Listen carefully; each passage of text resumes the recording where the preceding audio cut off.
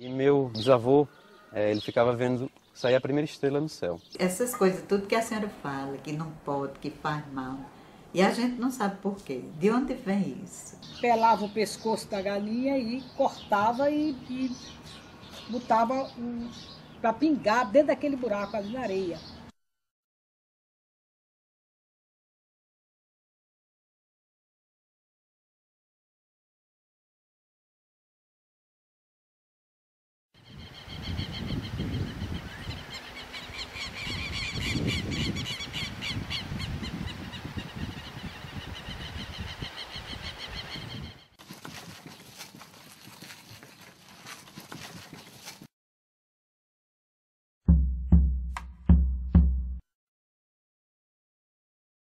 Eu nasci de família católica, minha mãe é católica, meu pai é católico.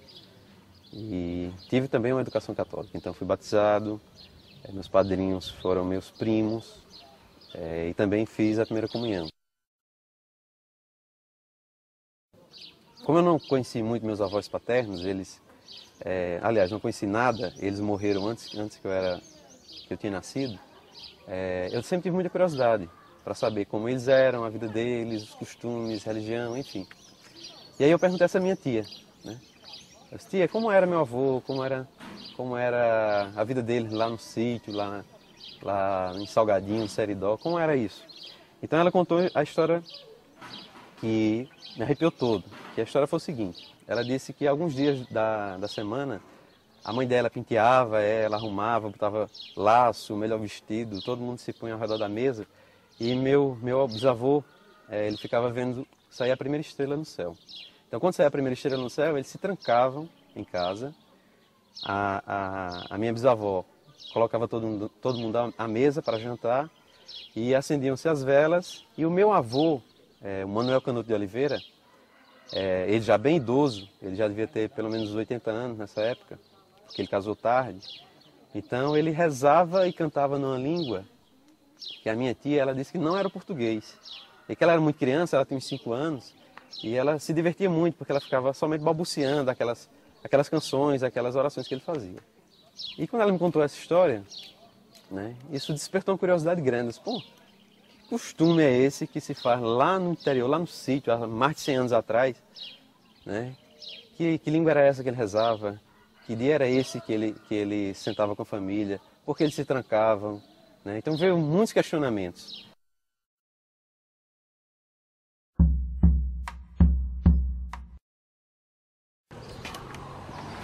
Oi, tudo bem? Como vão? Vamos entrar. Seu João tá aí? Tá, sim, ele tá aqui. Pode entrar.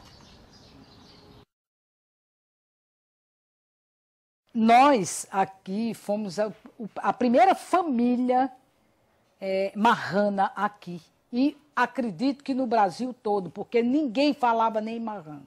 Que ano foi isso? Ninguém sabia o que era nem marrano. Isso foi em 1972, mais ou menos. Imaginávamos que aqueles que tinham sido, mesmo aqueles que tinham sido colocados na Câmara de Gás, fossem protestantes, fossem luteranos. O que nós sabíamos de judaísmo era descendência. Gente que era descendente, mas não que houvesse um povo judeu organizado atual. Isso nós não sabíamos.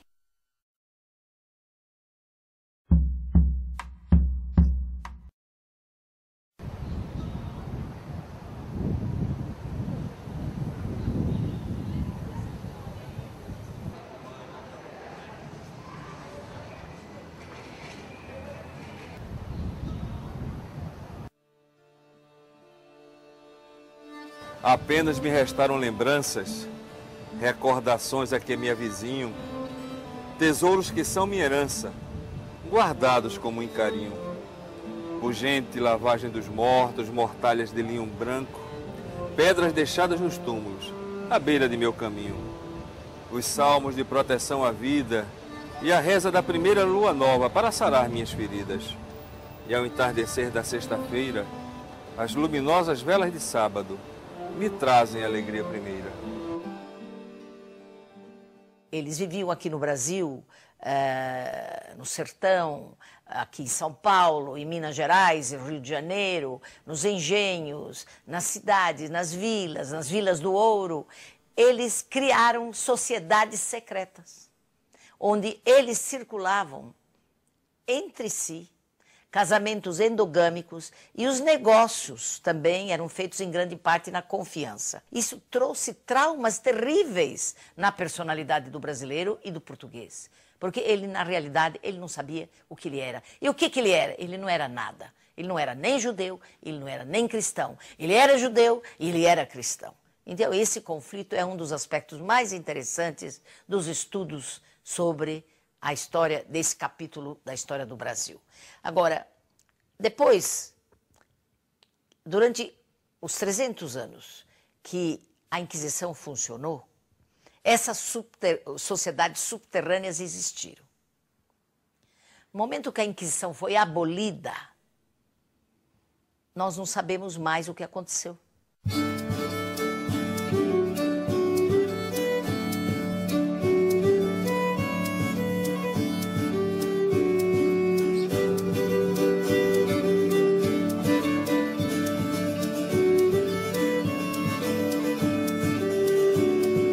Arbólicos de almendra que yo planté, por los tus ojos pedrolí, cincheron mis hombros y mis brazos, de los tuyos entrezados, que yo por ti, que yo por ti, que yo por ti me muero yo.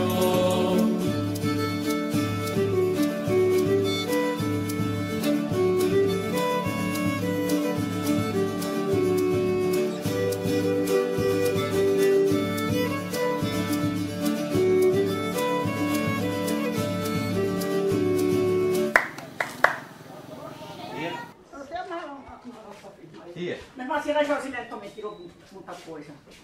Tá bom, mestre.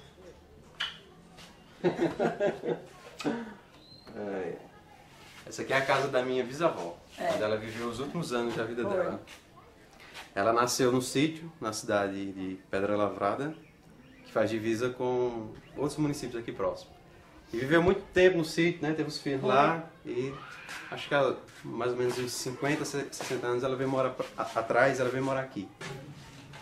Essa aqui é Minervina, a avó da minha mãe. E aqui, se aproximar mais, dá pra ver direitinho. A gente foi criado em Campina Grande um pouco distante daqui, da convivência desse grupo familiar aqui nosso. E sempre tivemos muita curiosidade de vir pra cá, de conhecer a bisavó, os primos. Porque aqui nessa cidade que é pequenininha, tem 3.000 habitantes só, praticamente 80% da família é primo. Se não é primo por parte da avó, é primo por parte do avô. Mas todo mundo tem um grau de primo. E não interessa se é primo de segundo, terceiro, quarto, quinto ou sexto grau. Todo mundo é primo, é uma grande família. E todo mundo é responsável por todo mundo.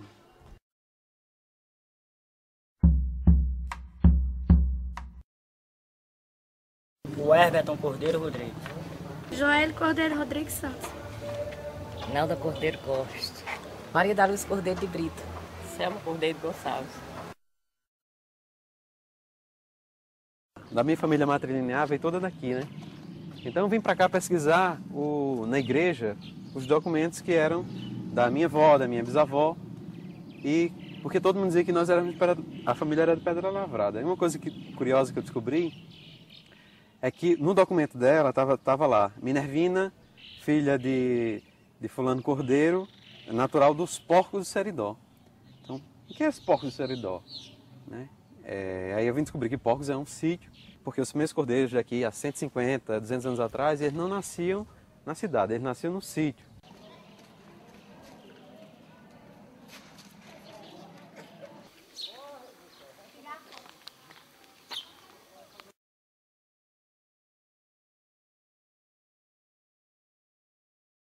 Metade da população é cordeiro. Essa foto aí dos cordeiros? Tem meus bisavós. Será que a gente podia gravar essa foto? Um dos primeiros cordeiros. Esses aqui, eles são primos da minha bisavó. Dona Mocinha, como é que a senhora tá? Tudo bom? Tudo bem. Essa aqui é Dona Mocinha, é cordeiro. Essa aqui é Prima da minha bisavó. Qual a idade dela? Sua idade? 94. 94. A senhora lembra da foto? Lembra em que ano foi tirada essa foto? Em 50. Em 50. Mulher de um lado e homem do outro, era, né? E a senhora tá onde, dona Mocinha? Eu tô aqui. É a senhora aqui. Na sua família, Cordeiro, tem muito primo que casa com primo? Tem um primo casado com prima. Até hoje? É assim? Eu pelo menos, ele é primo. São primos de primeiro grau? É, né? Primo legítimo. Tem tio que casa com sobrinha também, entre os Cordeiros? Tem, porque tia Rita era sua irmã, né? E o marido de tia Rita era filho dela. Era filho dela. Eu sabia que tinha um sobrinho com ele. Era a mãe de Santa Já tem meu irmão que é casado com a prima. Também. Meu avô foi casado com a sobrinha legítima. Legítima minha. E a senhora? Ele só teve um filho. E a senhora? Primo segundo. Casou com o primo segundo? Foi. Filho de Antônio Cordeiro Filho, filho de Antônio Cordeiro de Souza. Uma das características que eu encontrei entre os descendentes de cristãos novos no Brasil é a endogamia. A endogamia é o casamento entre parentes próximos, notadamente entre primos e primas, entre sobrinhos e tios. Essa prática é quase peculiar entre os cristãos novos, porque a Igreja Católica, ela, se não proíbe de todo, ela restringe. Tanto que uma pessoa que tiver esses graus de parentesco e queira casar, ela tem que pedir uma dispensa de consanguinidade à Igreja para poder fazer a cerimônia de casamento. A consanguinidade, ela permitiu a essas pessoas descendentes de cristão novo manter, de certa forma, a herança cultural ou herança genética cristã nova em maior grau. Porque a não presença de elementos estranhos a essa cultura fortaleceu a cultura interior dessas famílias. Esse aqui são livros de genealogia, certo? O mais que eu tenho de genealogia é Xerox, tem muita Xerox, mas aqui são livros sobre essas famílias aqui do Nordeste, né? Família tanto tem do Ceará como da Paraíba, etc. Rio Grande do Norte também. Eu diria que, como ocorreram muitos cruzamentos com cristãos novos desde o início da colonização, em 1500, a partir de 1500, eu acredito que todos os nordestinos, pela minha experiência que eu tenho com genealogia, todos os nordestinos que têm raízes antigas de Recife, Salvador, esse pessoal, todos eles, sem exceção, têm uma raiz judaica. Não tenho dúvida com relação a isso. Agora, a lembrança disso já se perdeu há muito tempo, né?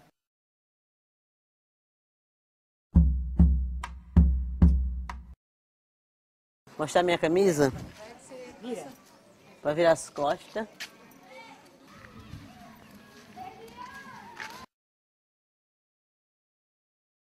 Venha ver, fica na tromba do elefante. É divisa com Paraíba e Ceará. Lá fica Paraíba e para trás fica o Ceará.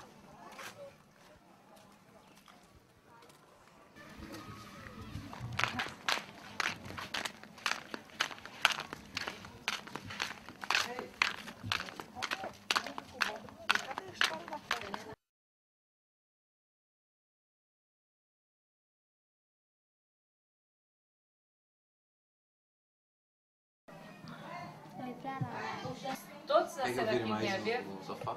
Todos. Você também nasceu? Eu nasci aqui, só que eu me criei em São Miguel. Aí eu vim morar aqui de volta, já tinha 12 anos. Vem aqui, o Emerson.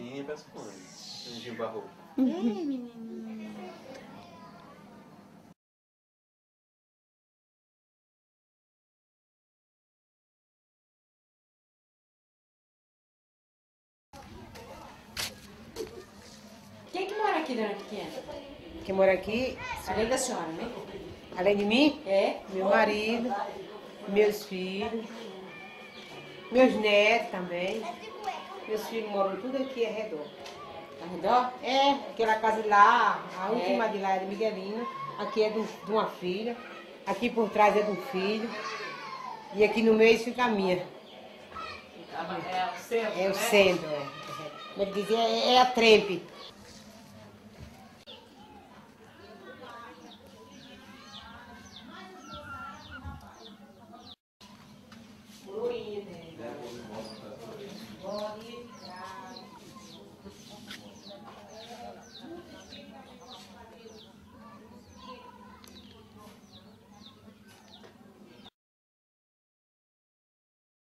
Minha família é família Bernardo, aqui no Venha Ver.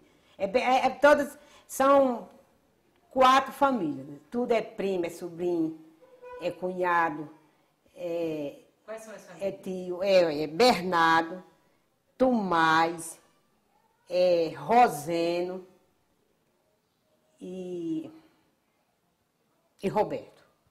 Roberto, são 4 famílias. Há muito tempo que é assim? Essa família já é muito conhecida aqui dentro. É muito velha essa família.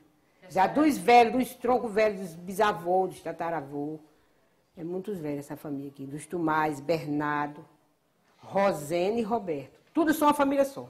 Os pais são irmãos, sabe como é? Antônio Tomás, irmã de João Tomás. Chico Roberta, irmã de João Tomás. Zé Rosena, irmã de Antônio Tomás. Não, Rodrigo não. Rodrigo é lá da Paraíba. Não tem família com o Rodrigo, não. Que conversa, menina? É ela que é família do Rodrigo, nós não. Nossas famílias são essas.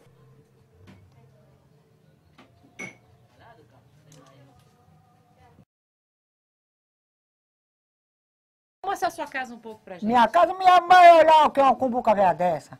Só é nova, né? Vamos. Eu vou na frente. Vamos embora. Que eu sou a porrocada. Vamos lá. Mais. Aqui é as panelas de comer, né? Arroz, feijão. Bota mais arroz, mais óleo que só não dá não. Mexa não, minha filha, mexa não. Quantos filhos a senhora teve? Eu, 14. Criei 8. 8 mulheres. E quantos netos a senhora tem? 102. E 40, quanto é, Miguelina? 42 bisnetos. 42 bisnetos. E 102 bisnetos. Neto. Opa. Tá bom. Pode olhar. E aqui o que é? Aí é um quarto, dormida.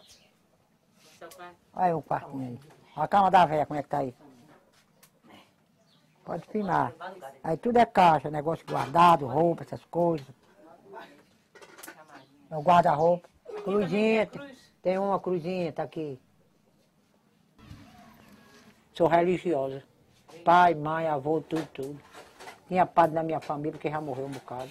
Santa de Virgem, Aparecida do Norte, Padre Cício Romão, Nossa Senhora das Dores, Padre Cício, Nossa Senhora da Conceição, Santo Expedito, Santo Inópolis, Nossa Senhora do Desterro, Frei Damião, São Jerônimo, São José, Coração de Jesus, Santos Cosme Damião, Nossa Senhora da Pé Socorro, São Sebastião, Nossa Senhora do Desterro, Senhor São Lázaro, Santa Rita dos Impossíveis, Nossa Senhora da Cabeça. Não sei se aí não, comadre. Olha, é santo por riba de santo. Olha. E desde quando tem? Ah, bom, comadre, desde que eu menina que eu uso o santo. Todo dia eu rezo, todo dia. Não me esqueço, não. Não tem doença para não rezar, não.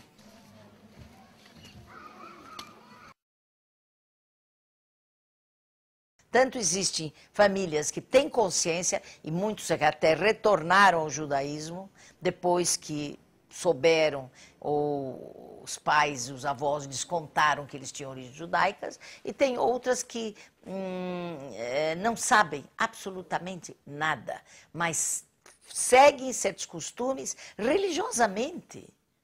Eu conheço casos incríveis de famílias aqui que seguem costumes tipicamente judaicos e que elas não sabem por quê. Ô anjo, por que estás esperando por uma incerta que está se rezando? Da clara aberta, o Senhor sai fora, acompanhe este anjo que vai para a glória. Os mais idosos preferem se enterrar na terra limpa. O que é enterrar na terra limpa? Eu acho que até uma coisa deles não se enterrar em caixão, se enterra lá na terra limpa. Ah, é direto na terra? Direto na terra, tira do caixão e põe na terra. E primeiro não tinha caixão, no tempo deu nascida pra cá, não tinha caixão, no tempo do meu pai, dos meus avós, não tinha caixão. Mas agora tem caixão. Agora tem caixão. Tem, mas eu não quero me enterrar em caixão, eu quero me enterrar no chão. Por quê? Porque eu não quero, mulher. A terra é quem come nós. Terra limpa, tem aqui. Ali, essas duas cruzes aqui que são meu avô e meu tio. Naquela dali também é meu tio. Aqui está minha avó, minha tia, que foi a que criou minha mãe. Ela é tia e avó de criação, que nós chamamos. E aqui está enterrado o meu primo, que eu falei que no dia que ele faleceu, que eu fui beber água do pote, disseram que não era para eu beber porque a alma ia tomar banho. Como uma pessoa, tem muita gente que tira água dos potes, joga no mato e enche os potes de novo.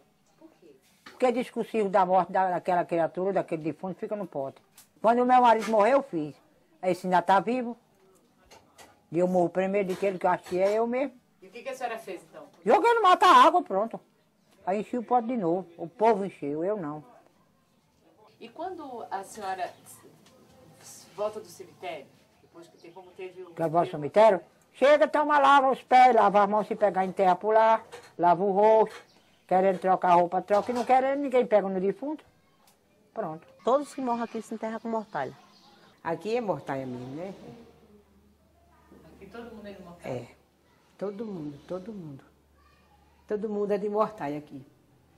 É homem, é mulher, tudo. A não ser que vem algumas já preparadas dos hospitais, né? Aí já enterra aquela roupa que vem então, lá. Fala mais um pouco pra gente o que é a mortalha, como é que se faz uma mortalha? É a senhora que corta a mortalha? Não, eu não corto. Eu nunca cortei uma mortalha, nunca cortei.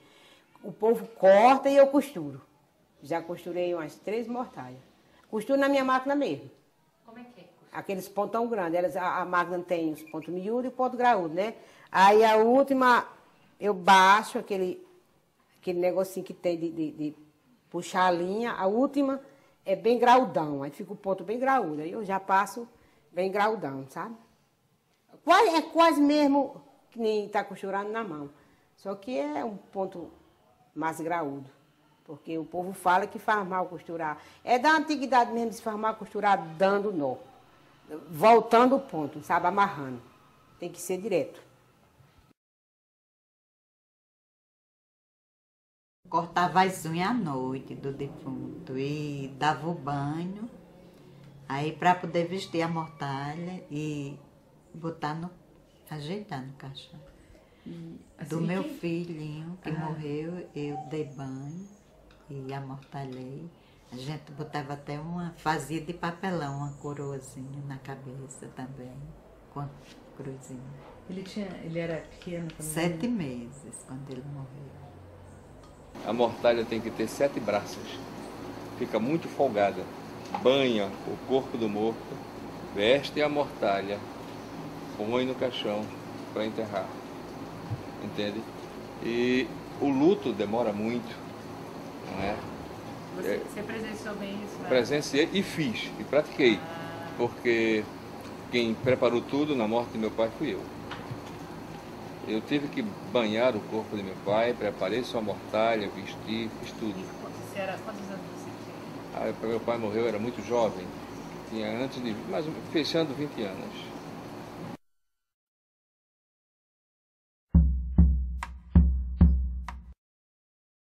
Estamos dentro do cemitério aqui, o cemitério. De que cidade? É, São Paulo do Potengi. Que fica perto de Natal. É, fica perto de Natal. O senhor vai levar a gente aonde agora? Aqui na capelinha, onde estão os caixões dos defuntos. Que cachorros são esses? São uns 6 cachorros mais. Diz que é o caixão da Alzheimer, diz, né? Que é o caixão da Alzheimer. Aí a pessoa vai, vem uma pessoa buscar, a pessoa vai e entrega. Mas sempre nunca procura não. Isso acaba aqui, vai pro lixo, isso acaba aqui mesmo. Nunca procura não.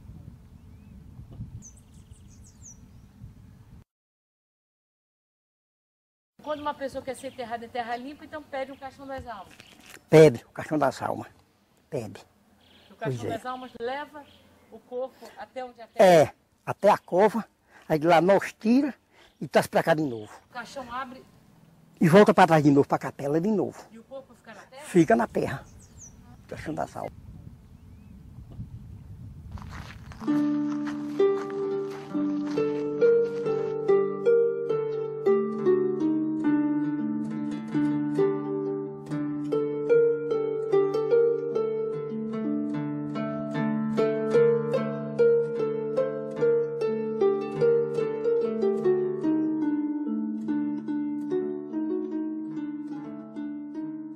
nessa região do Potengi, e em algumas outras regiões aqui do Rio Grande do Norte, como no Seridó também, é comum se colocar pedras nessas cruzes em beira de estrada, como forma de lembrar da pessoa.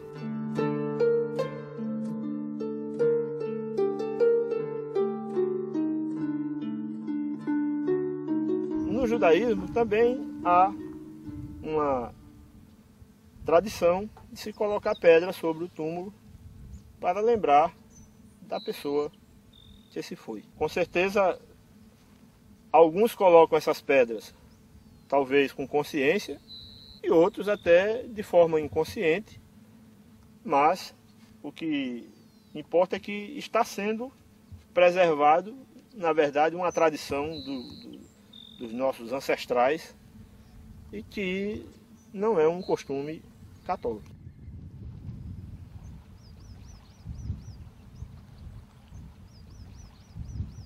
Esses costumes que existem no Brasil ainda, no interior, e de ponta a ponta, desde o sul até o norte existem esses costumes. Eles são costumes tipicamente originários judaicos. Resquícios dos costumes que eram seguidos por essas sociedades secretas durante o período colonial. Ou a mortalha, que eles, quando alguém morria, eles enterravam em terra virgem, e em covas profundas, envolvidos numa mortalha, quer dizer, numa roupa que não tinha sido usada, nova, cortavam as unhas dos cadáveres, lavavam, tudo à moda judaica. E eles abatiam as aves também à moda judaica. Isso nós encontramos ainda no Nordeste. Pessoas que abatem as aves somente cortando o cutelo para a ave não sofrer, que é um costume judaico.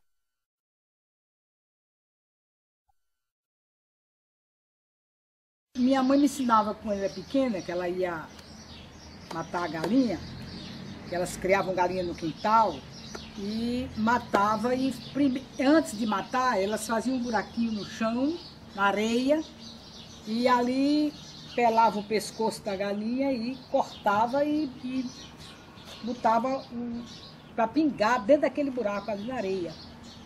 E eu muito inocentemente, não sabia porquê, mas perguntei para ela por que ela fazia aquilo. Ela disse o seguinte: porque ali, aquele sangue, era a vida do animal. E a vida do animal não se podia comer. Alguém quer checar se o outro é marrano, se tem os mesmos costumes que ele. Isso não procede. Veja que estivemos séculos debaixo de uma perseguição metódica, sistemática, intensiva e constante.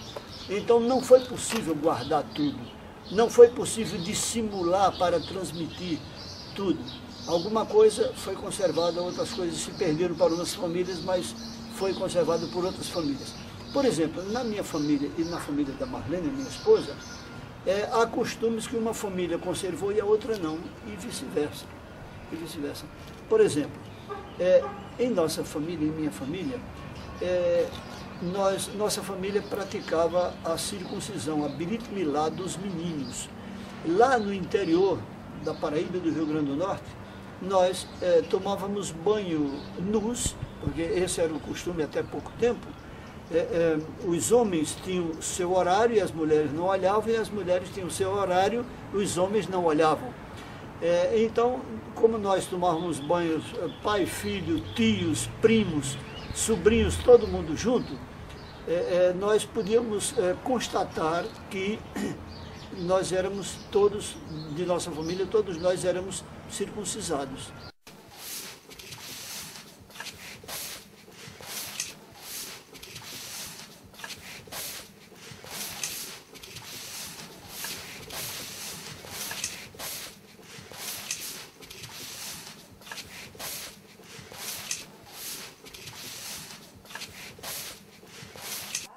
Pronto? Aí a porta da frente? Da cozinha. Ai, na porta da frente não pode fazer isso. Pode, mais pra cá. Tem que bater pra aí, né? É. Não pode passar e pular. Não. Por quê? Porque ele disse que faz mal, bota a fortuna pra fora.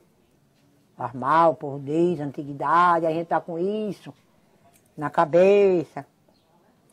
Nunca barro para varrer, para passar na porta da frente, não. Eu barro os quartos, barro a sala, volto, barro outro quarto. Aí varro a cozinha e levo o lixo pela porta da cozinha. Por que não leva para da frente? É porque o povo tem uma cisma, né? É já na antiguidade, não barrer o cis para a porta da frente, porque diz que carrega fortuna. Os comerciantes mesmo fazem isso. Não barra o comércio para jogar lixo fora. Tem que juntar no cantinho, apanhar com a pá, que diz que carrega fortuna. Isso eu acho que seja mais ilusão do povo antigo, né? Há uma hipótese de explicação para a varreção da casa no Nordeste que tem uma maneira peculiar entre algumas famílias. Alguns explicadores, alguns etnologistas, eles acreditam que essa explicação esteja numa reminiscência antiga de judaísmo dessas pessoas. Como se na porta da casa do judeu sempre tem uma mezuzá, e você tem que ter um certo respeito com essa peça, então você não pode atravessar com lixo ali, então essas pessoas varrem no sentido contrário. Isso seria o respeito à peça. Como já não há mezuzá, isso é apenas um resquício, um survival, se diria em antropologia, desse antigo costume. Porque aqui eu já preparo com mel, e boto a vela e boto o mel.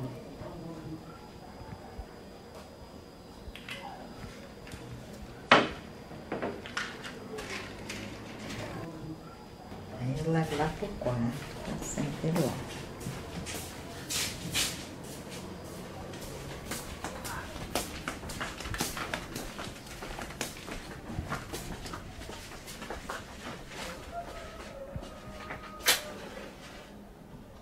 Minha mãe, ela não fazia, nem tinha o menor conhecimento, ela nunca nem viu um judeu na vida dela, né? Nem eu também tinha visto até então, não conhecia pessoalmente.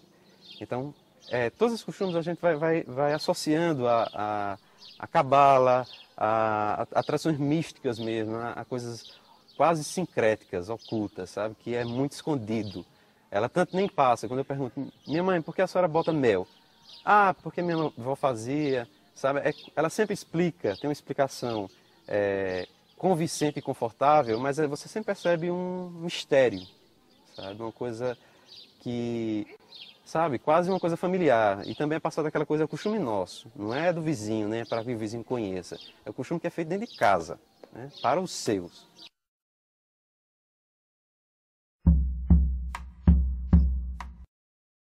Então aqui é o Centro São Joaquim, é a inteligência da paróquia de Santana.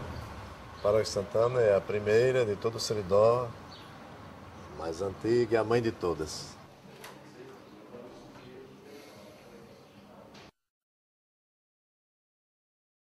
O oratório, então, o oratório dessas peças antigas e históricas me fala mais alto, porque em todas as casas havia um oratório, que não é judeu, mas aquelas horas de oração, então lembra, né? Aquelas horas de oração. Queria que você explicasse um pouco mais isso. Sim. Como as horas de oração? Assim. Por exemplo, no clarear do dia, sempre a família estava rezando, a família estava rezando. Pelo menos o chefe de família rezava meio-dia, rezava de noite, sabe? Aquelas horas de oração.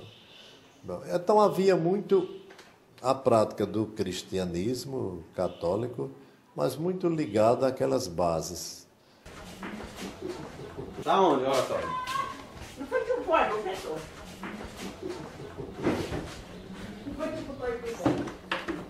Quer que eu mostre aqui?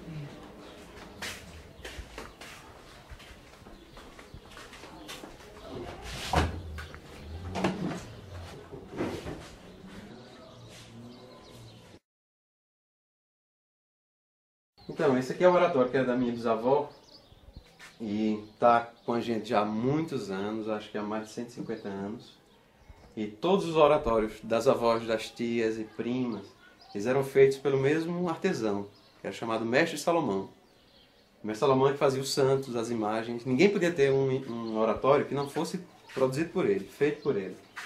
E o que é curioso, que é um oratório comum, não é feito outro qualquer, que tem a cruz, que tem um lugarzinho para botar os santos. Mas é uma coisa que um tio meu, o tio Isaías, quando eu perguntei sobre esse símbolo aqui, Eu perguntei, tio Isaías, o que é isso? O que é isso? Aí ele falou, isso aqui é uma letra dos antigos. Eu disse, mas que letra é essa? Ah, não sei, uma letra que os antigos sabiam, que eu não sei. Isaías tem 86 anos hoje, né? Então, que letra é essa? O que é que isso se assemelha? Né? O que é semelhante isso aqui? Que letra? Isso é a letra do alfabeto que nós conhecemos? O alfabeto grego? Ou o alfabeto romano? Não é. Né? É uma letra. E que letra é essa? É semelhante a uma letra em hebraico, o Shin. Né? O S, a letra S, o Shin de Shaddai, de Shem. Né? O Shaddai que tem na Mezuzá, né? O nome de Shem, de Hashem, de Shema Israel, enfim. Não sei o que é, mas que é um Shin, é. Né? E isso é interessante.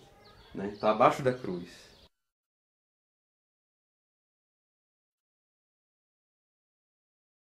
Essas famílias, que são famílias do interior,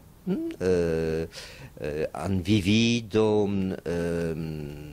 e os membros dessas famílias foram educados até os anos 80, ainda aislados do mundo exterior, e o itinerário pessoal de algumas dessas pessoas, alguns casos, quando chegam na cidade, em Recife, Natal ou até São Paulo, que passa?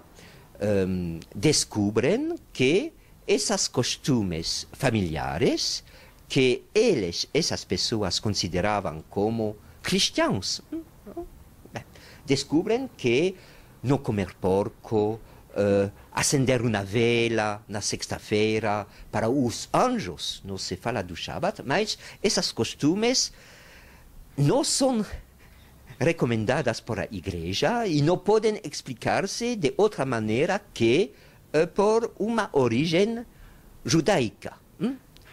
E a reação dessas pessoas, muitas vezes, uma reação muito forte de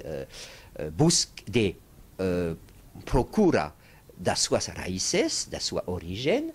Muitas famílias do Nordeste, como de todo o Brasil, são descendentes desses cristãos novos e, como no tempo da colônia, nas mesmas famílias encontramos cristãos sinceros e com uma fé cristã muito forte, e na mesma família, judaizantes na época, e hoje, pessoas que retornam ao judaísmo nas mesmas famílias. E a situação hoje é tão complicada, tão complexa, como antigamente no tempo da colônia. Nunca ouvi da parte do senhor cardeal, filho do Seridó, Dom Eugênio de Araújo Sales, que é cardeal do Rio de Janeiro até ontem, da parte dos senhores bispos, os bispos que já passaram por mim, e o povo cristão e religioso e autoridades religiosas, nunca houve a menor crítica a esse meu acreditar e esse meu desejo de que a cultura judaica seja expandida e que nós tenhamos a prova por A e B que descendemos de Abraão. Nunca. Ou esse título que dão por aí, o padre judeu, nunca. Inclusive, está aqui no cabeçalho do meu bloco.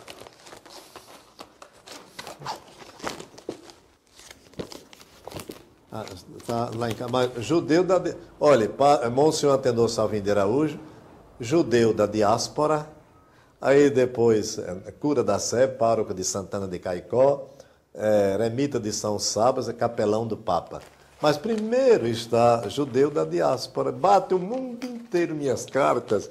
E Monsenhor Antenor Salvino de Araújo, em seguida, judeu da diáspora. Ser judeu pela visão ortodoxa é aquele que nasce de uma judia ou de uma mãe que se converteu ao judaísmo. Né? Então, se minha mãe é de origem marrana, se a avó dela é marrana, se a bisavó é marrana e assim por diante, eu também sou marrano. Eu sou cristão novo. Eu sou anusim. Né? Eu sou filho de enforçado. Né? Então, eu não preciso mais da conversão. A conversão não cabe mais a mim.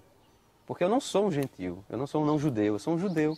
um judeu que se assimilou, que perdeu os costumes, que se afastou da tradição, que deixou de guardar tal costume ou outro, mas que guarda alguns costumes, que tem uma porção de Torá, né?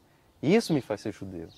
A comunidade judaica oficial, ela está isenta, poderíamos assim dizer, de culpa do desconhecimento, ou seja, desconhecer não há culpabilidade em desconhecer. Em virtude de não ter conhecimento daquilo que não é parte de sua própria história, porque essa é parte da nossa história e não dessa comunidade advinda do leste da Europa, que tem 70 anos em Recife. Nós estamos aqui há 500, eles têm apenas 70, então não fazem parte dessa construção dos últimos 500 anos. Então nós sabemos que por desconhecimento eles não poderiam ter uma outra atitude a não ser o choque. Realmente é um pouco traumático, repentinamente, encontrar um nordestino, não é?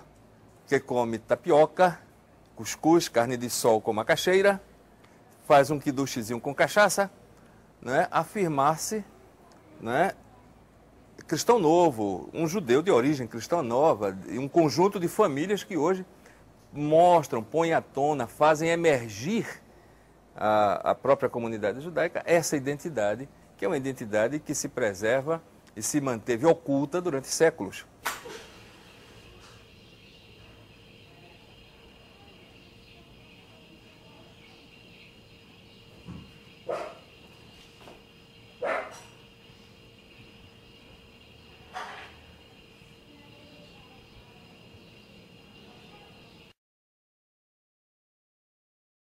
Baruch Adonai Eloheinu melech haolam, asher קידשנו בברכותיו ורצון להדליק נר של שבת.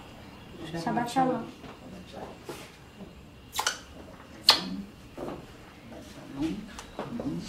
שבת שלום.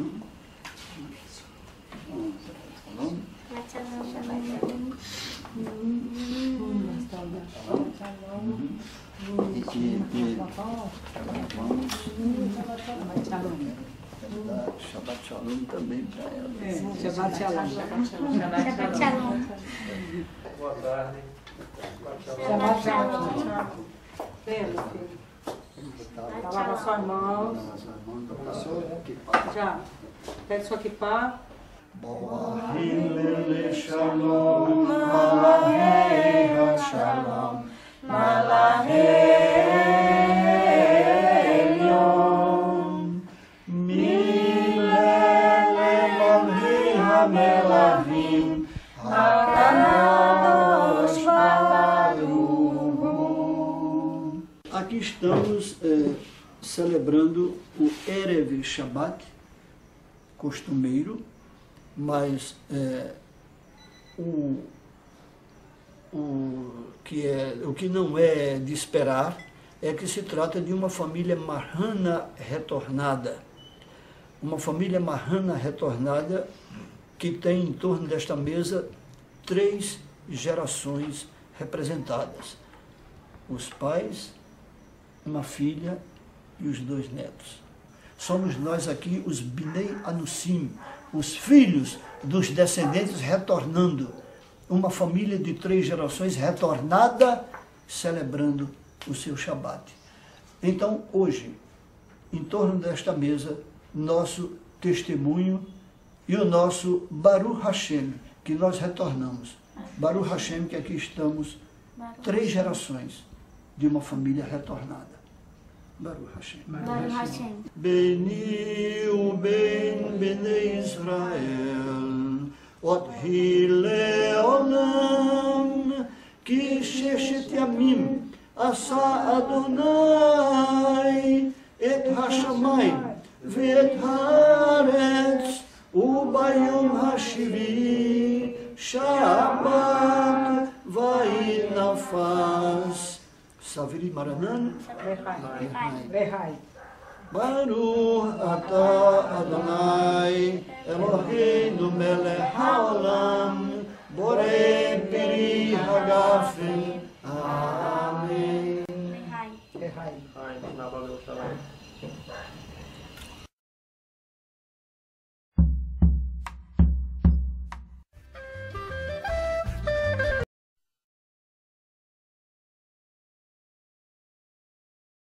A lei judaica diz que judeu é aquele que nasceu de uma ventre de uma mãe judia.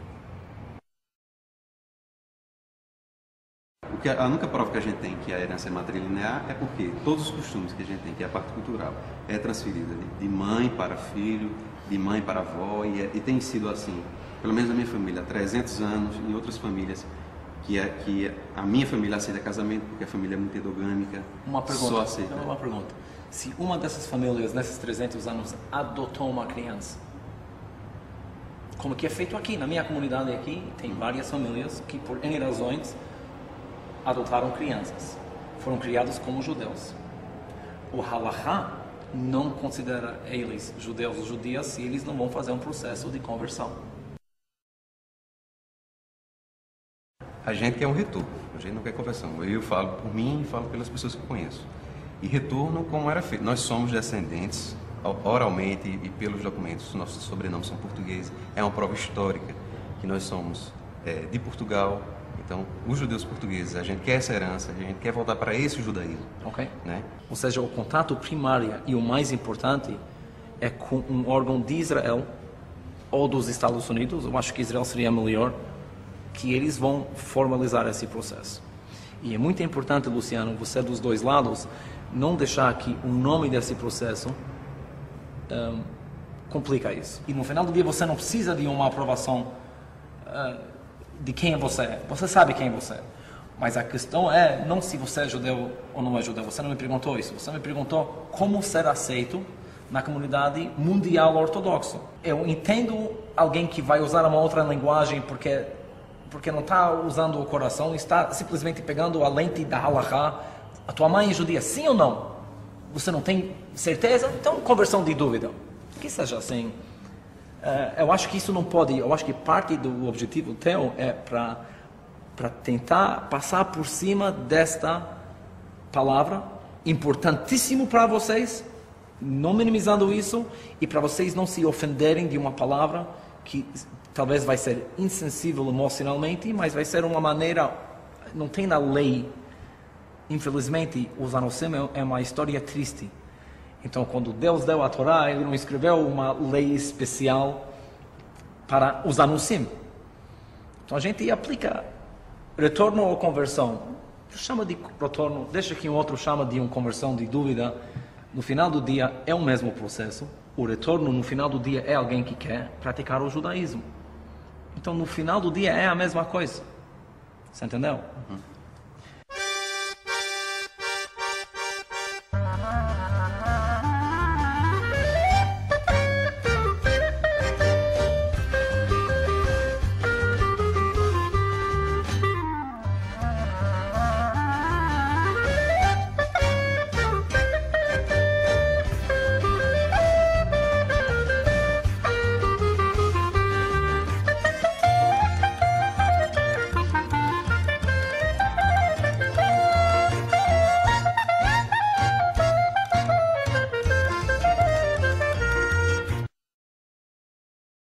Eu sou uma pessoa religiosa do meu jeito, não... Entende? Entendo, você tem a sua religiosidade. Eu sigo o que o Maimônides fez, o que ele está lá, o que ele marcou lá. Todos aqueles princípios que ele marcou lá, eu acredito naquilo. Porque para mim não é uma religião externa. O judaísmo eu não precisei... Quando você converte, é que você tinha uma crença anterior e você substitui por outra. Eu não tive crença anterior. Eu toda a vida cria aqui naquilo. Eu acreditava que tinha um Deus único, que esse Deus era imaterial, que vinha uma Mashiach. Eu acreditava tudo isso. Agora só faltava dar o nome dessa crença judaísmo. Você pode chamar de huguenote, que foi, eu acreditava naquilo. Por coincidência, é exatamente o que o Maimônides acreditava. Isso me basta. Para mim é ótimo.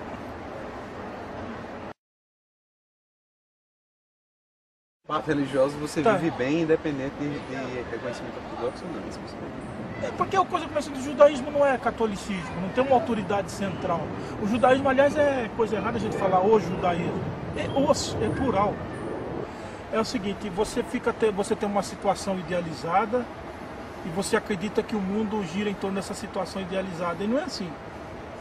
O judeu é igualzinho a todos os povos da terra. É uma religião. Se você levar a sério, ótimo. Se não, aí você vê placa aqui na aqui na hebraica, estava dizendo assim, tome conta das suas coisas, dos seus pertences, quer dizer que tem gente que furta.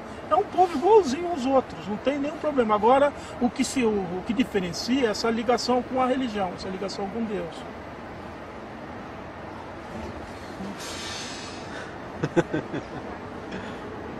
Tá ficando mais confuso, Luciano?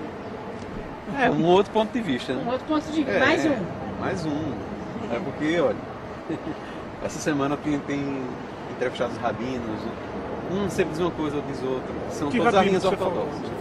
O Daniel Tuito, que é do Bnei Akiva, o Abraham Sajak, que é filho do... Tá, esse tem formação, acho que do Beit Rabat. Isso. E vou encontrar o outro que é Sami Pinto.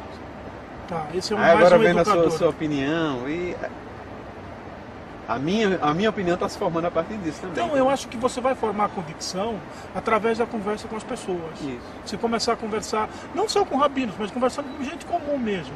Aí que você vai formar a sua convicção, como é que essas pessoas têm o dia a dia, o que é que elas fazem.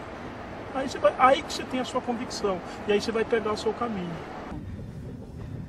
Bom, então, agora a gente vai se encontrar com a professora Anita Novinsky, que é a maior autoridade em Inquisição aqui no Brasil e uma grande incentivadora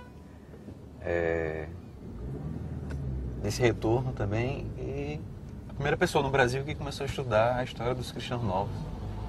É uma pessoa importante e a gente vai conhecê-la agora, pela primeira vez.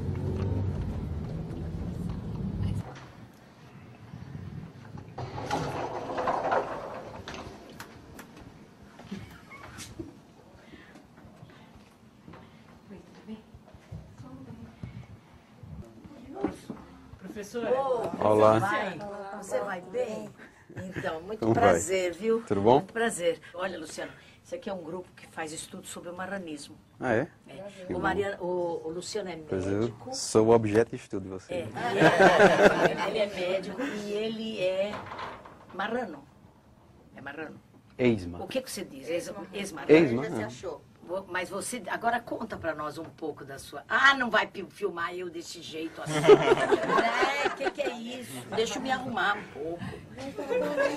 Então, o Luciano vai contar pra gente um pouco. Nós estudamos o marranismo, né? E você vai... Agora temos um exemplo na praxis.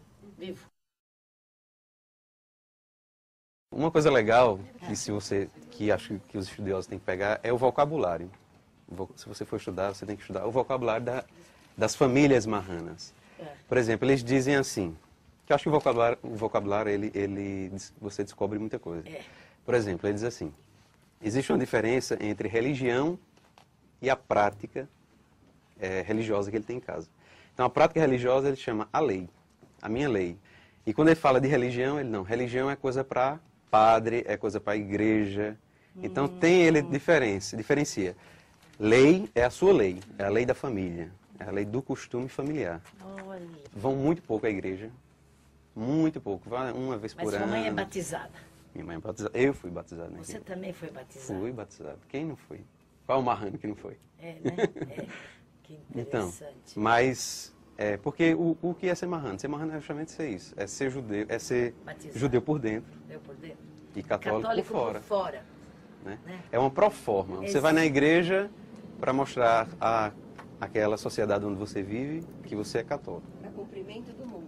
Somente. É o que conversa. Mas em casa é diferente. Né? Para se inserir socialmente, né, Luciano? Então, a gente, assim, existe... Se você ver, a gente tem 500 anos de conversão forçada. Mais de 500, né? Pouco mais de 500. Então, o judaísmo, ele consciente, ele passou até o século XVIII. Até o século XVIII era bem consciente. Só na última visitação da Inquisição lá na Paraíba, os grandes centros eram quem? Minas, Bahia, Rio de Janeiro, né? Pernambuco. A Paraíba era ninguém lá na história. Mas na segunda visitação, o maior número de pessoas denunciadas foi na Paraíba. Então como é que num estadozinho desse tamanho, que tem uma população pequena, tem mais gente denunciada do que em Minas, que era onde todo mundo estava indo, atrás do ouro, atrás do ouro. Então por que a Paraíba tem essa característica? Porque lá tem muito cristão novo, muito marrano.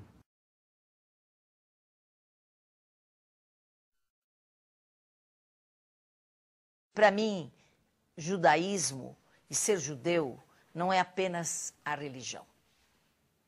A religião é uma das partes do judaísmo, mas não é todo o judaísmo. O judaísmo é um fenômeno muito mais complexo.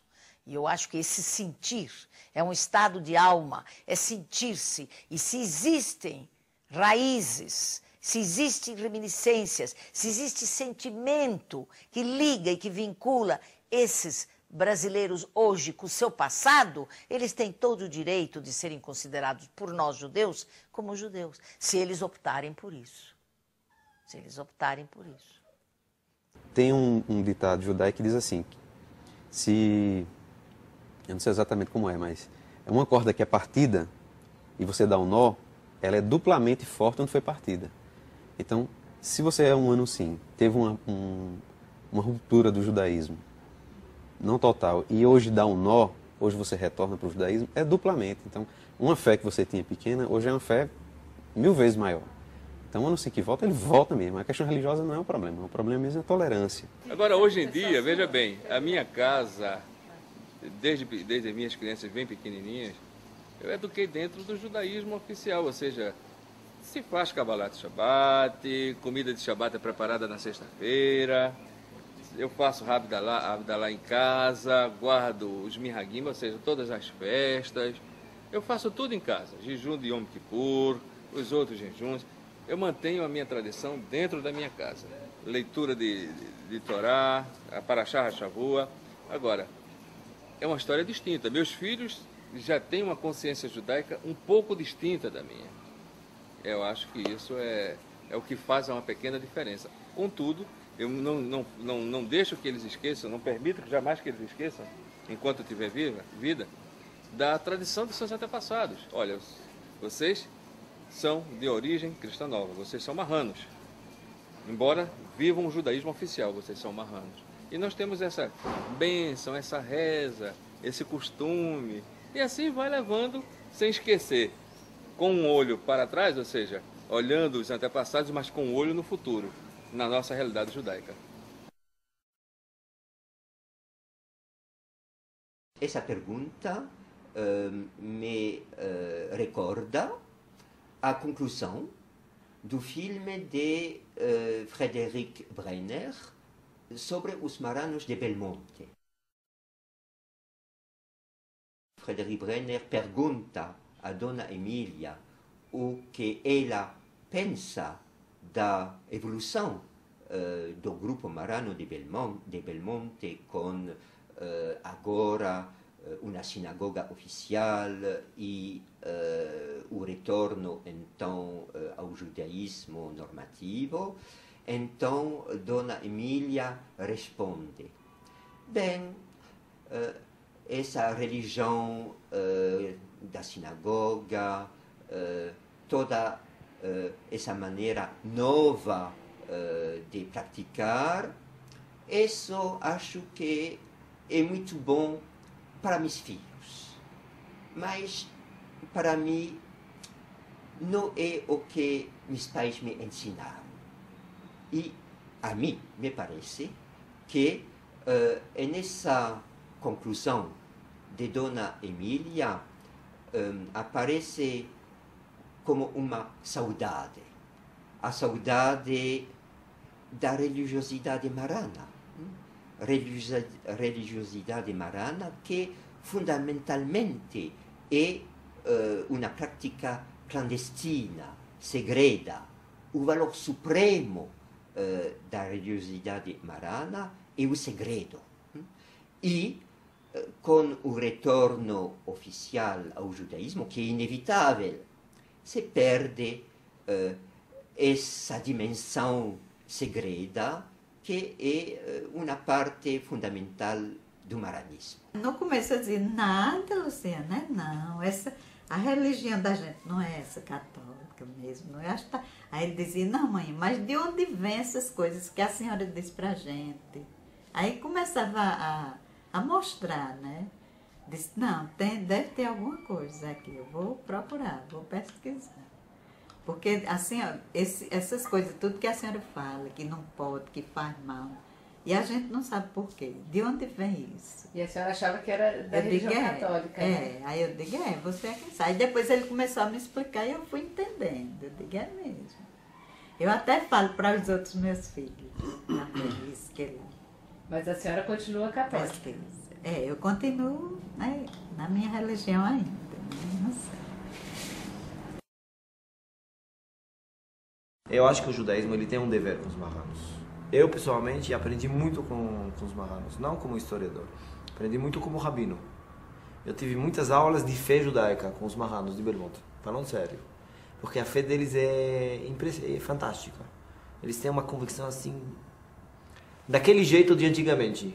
Antes que o judaísmo se politizou, antes que o judaísmo se decepcionou de si mesmo, antes que ele entrou na crise que ele está hoje em dia. Aquele judaísmo simples, sabe? Eu e Deus, ponto final. E o judaísmo também na imagem deles era uma coisa só, que hoje em dia é difícil vender essa imagem, porque a gente está tendo uma desestruturação do judaísmo, mesmo dentro da ortodoxia tem vários grupos que brigam entre eles, não sei o que, não sei o que. E tem muita coisa maravilhosa, mas tem muita coisa que preocupa mesmo, que são tendências preocupantes, mesmo em Israel. E nosso é um dever, como religiosamente a gente acha, que na época da Geulah, na época do fim, assim, quando vai chegar o Mashiach, os judeus perdidos vão se reunir. E a gente acredita, rabinos como eu acreditam, que isso faz parte dessa reunião do povo judeu. Que os judeus dispersos, os judeus que sacrificaram sua vida, se escondendo, fazendo de conta que não eram, que se eram, que não sei o que, todos esses judeus perdidos pelos 4 cantos do mundo, o profeta diz que eles vão voltar. E a gente acredita que eles estão voltando. E você é um deles, eu acredito. Mas tem que fazer as coisas certas. E tem que ter ajuda aí, se Deus quiser, vai dar certo. Eu acredito, porque sou uma pessoa religiosa. Eu também acredito. Mas é complicadíssimo, muito complicado.